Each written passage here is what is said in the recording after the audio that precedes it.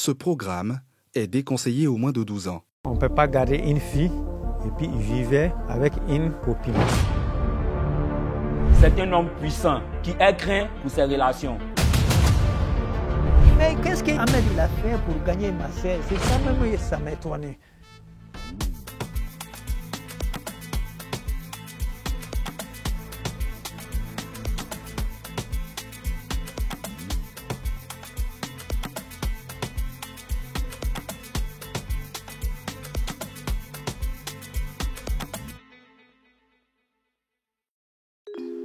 C'est une affaire qui a défrayé la chronique, secoué la ville balnéaire de San Pedro et choqué le pays tout entier.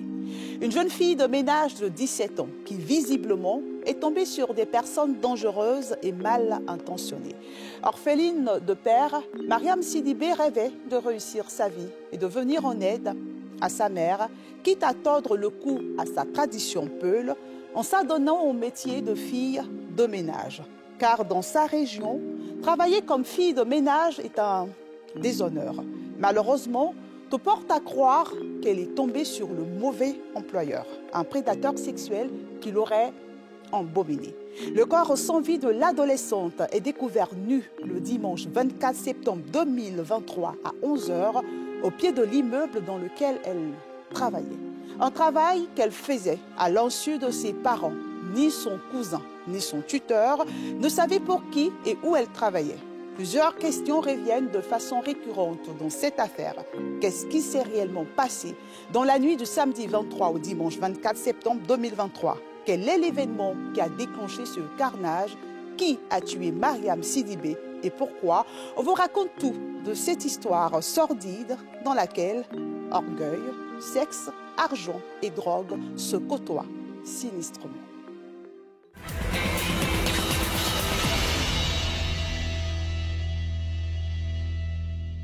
Seconde ville portuaire de la Côte d'Ivoire, San Pedro est une cité balnéaire paradisiaque, dotée des plus belles plages du littoral ouest. Premier port mondial en matière d'exportation de cacao, la cité portuaire et ses entreprises, ou usines du secteur cacaoyer, attirent plus d'un, dont Ousmane Sidibé, éleveur de bovins, originaire du Mali, qui était établi depuis 28 ans. En août 2022, il fait venir sa cousine, Mariam Sidibé, orpheline de père, âgée de 17 ans. À une année de la majorité de Mariam, son cousin souhaite l'avoir à ses côtés pour demeurer dans la pure tradition peul. Dans nos religions, dans nos coutumes, chez nous, quand tu élèves ta fille, elle est à côté de toi. Où elle a besoin, tu fais pour elle. Venue de Tingrela, dans le nord de la Côte d'Ivoire où elle vivait avec sa mère, Mariam ne s'exprime qu'en peul et en malinké. Bien que prise en charge par son cousin, l'adolescente est désireuse d'aider financièrement sa mère qui vit à Tingrela. Pour ce faire, elle est prête à briser la tradition peul qui interdit le travail de la femme de ménage. Et l'opportunité se présente à elle lorsqu'elle rend visite à son oncle Ibrahim, vigile dans un campement situé à environ 3 km de la ville. Ma sœur Mariam, il dit qu'il va aller saluer sa femme de tonton. Voilà comment il a trouvé Mariam.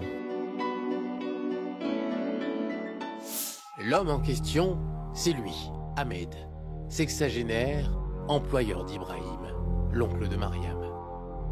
Propriétaire d'un champ d'EVA, de palmiers, d'oranges et de cacao d'environ 20 hectares, Ahmed est un riche opérateur économique à la réputation sulfureuse.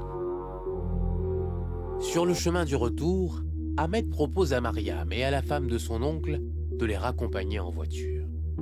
Ce que les deux femmes acceptent. Il conduit la femme d'Ibrahim, puis se dirige avec Mariam au quartier Sautref. C'est au cours du trajet que l'opérateur économique engage une opération de séduction vis-à-vis de l'adolescente. Il a causé Mariam, il a pris son idée. Il a dit que Mariam n'a qu'à venir laisser à côté de lui. Il a parlé beaucoup entre lui et Mariam. Bon, Mariam aussi prit son son là, met dans sa tête. Mais qu'est-ce qu'Ahmed il a fait pour gagner ma sœur? C'est ça même, ça m'a étonné. L'inquiétude d'Ousmane Sidibé est justifiée, car il connaît bien Ahmed, dont l'un des champs jouxte son étable. Il le sait, sa cousine est dans la gueule du loup, et pour cause. les filles, elles sont deux en fait. Elles vont l'aider et puis après, elles viennent dormir. La deuxième, je ne connais pas son nom, elle disait non que elle a conseillé à sa jeune sœur de ne pas dormir sur les lieux parce que le monsieur en question lui faisait des attouchements. Après ces échanges avec Ahmed, Mariam est emballée. Elle n'informe pas son cousin des propositions d'Ahmed. Bien au contraire. Le lendemain, elle quitte la maison dès 6 heures et découche le soir venu. Inquiet, Ousmane la joint par appel téléphonique. Il dit, ah ma sœur, ne te va pas. Ah, grand frère, il a trouvé travail avec... Ah, ma sœur, faut regarder tout quartier blanc, faut regarder. Est-ce que tu as vu comme toi là-bas? Nous, on respecte nos dignités. C'est pas quelqu'un d'autre qui va te mettre un boy et puis il va t'accepter pour te marier. Sa cousine, campée sur sa position, Ousmane joue la carte de la prudence pour essayer de la retrouver. Mais Mariam refuse de lui indiquer son lieu de travail et le nom de son employeur. Il dit, c'est M. Ousmane Sidibé. Il dit, oui, il connaît ton numéro. Il dit, situation de Mariam, ma sœur Mariam Sidibé. Il dit, ouais, Mariam Sidibé, il est avec moi. Il dit, quoi?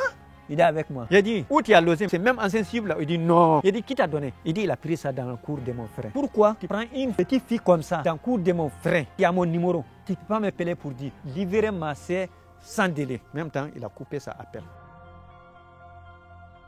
C'est au 9e étage, A1, de ce bâtiment, appelé Moïk Rakro, situé au quartier Balmer et appartenant à son frère, qu'Ahmed loge avec Mariam, ainsi qu'une autre fille de ménage. Les filles l'aident le matin dans son champ et dorment le soir dans son appartement. La femme et les enfants d'Ahmed vivent ailleurs. Ahmed a réussi à manipuler la petite Mariam en l'isolant de ses proches et de la société. Sa technique de cloisonnement fonctionne à merveille, jusqu'au samedi 23 septembre 2023. Ce jour-là, Ahmed et Mariam reviennent du champ. C'est vers les 19h-20h, vous avez vu monter. C'est lui la dernière personne qui nous a vu monter. Quand il a vu redescendre, c'était aux environs de 23h. Mais lui n'a pas vu la fille sortir. Personne ne sait ce qui s'est passé dans l'appartement A1 du 9e étage entre Ahmed et Mariam de 20h à 23h. Ahmed descend de l'immeuble à 20h pour une course et remonte. Lorsqu'il redescend à 23h, c'est pour porter plainte contre Mariam aux agents de la police maritime qui occupent le premier palier.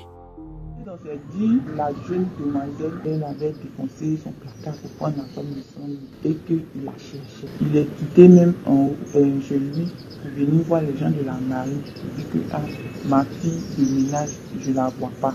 Donc montez, vous allez voir. Quand ils sont montés, ils ont regardé, mais ils n'ont pas trouvé la jeune dame, ils n'ont rien trouvé. Donc ils sont descendus. Toujours il est derrière lui, libérer ma sœur.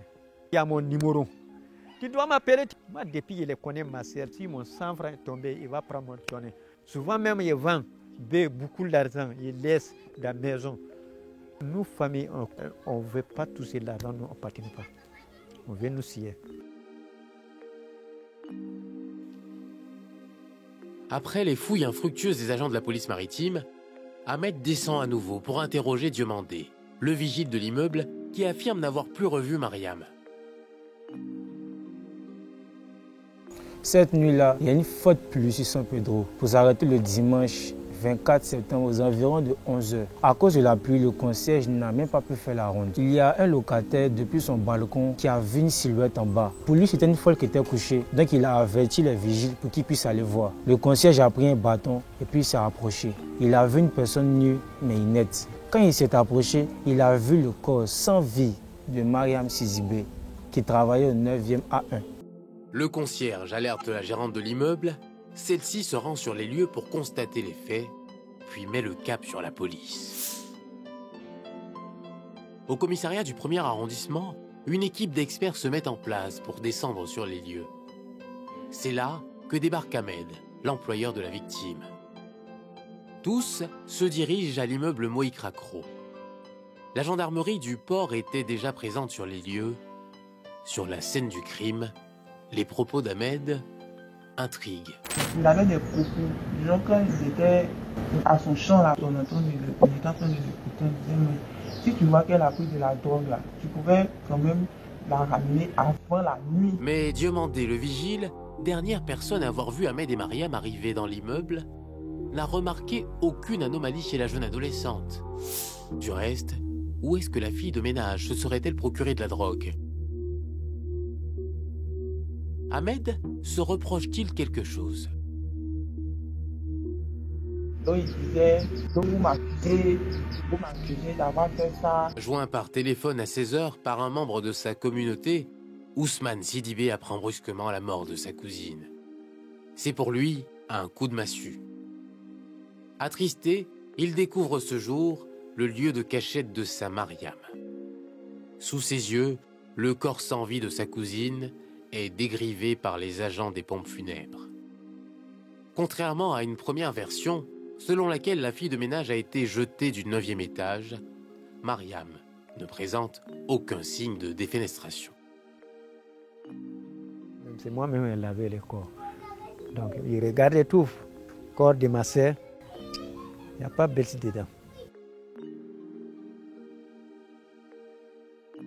Ça m'a surtout que le corps, il n'y a pas d'égratignure, d'hématome, tout ça. Parce que si elle était tombée vraiment, il allait avoir les rougeurs, voilà. Mais il n'y a rien eu. Elle était tellement bien positionnée, comme si on avait déposé là. Selon plusieurs sources, Mariam aurait été droguée, violée, tuée et déposée au pied de l'immeuble. Des informations que seule l'autopsie réalisée à Abidjan pourra confirmer ou infirmer. Mais la mort de Mariam provoque une vague de réprobation chez certaines populations. La cité portuaire est en ébullition. Le premier jour, ça n'a pas été facile parce que les jeunes sont sortis. Il y a eu du bruit. Ils sont allés à la préfecture de police. Ils voulaient même s'attaquer au monsieur. La communauté malienne voulait même se lever et que plusieurs d'entre eux auraient voulu vraiment s'attaquer au bien des... L'assassinat de Mariam sonne comme la goutte d'eau qui fait déborder le vase de l'incivisme et des crimes impunis. La communauté se retrouve à chaque moment au cœur des situations de meurtre. Mais il serait plus bon pour nous, jeunes qui apprenons auprès de nos gouvernants, de savoir que la justice, elle doit être menée pour que le plus faible puisse retrouver son gain. Grâce aux autorités préfectorales, le calme revient dans la cité portuaire. Joint par téléphone, Diomandé, le vigile de l'immeuble, n'a pas souhaité se prononcer. Il en est de même pour un proche du président de la communauté du mis en cause. Ce dernier semble avoir tiré un trait sur le sujet. Ahmed a été interpellé par la police et déféré à la prison civile de San Pedro dans l'attente de son procès. Cela ne ramènera pas à la vie Mariam Sidibé, inhumée lundi 2 octobre 2023 au cimetière de la cité portuaire.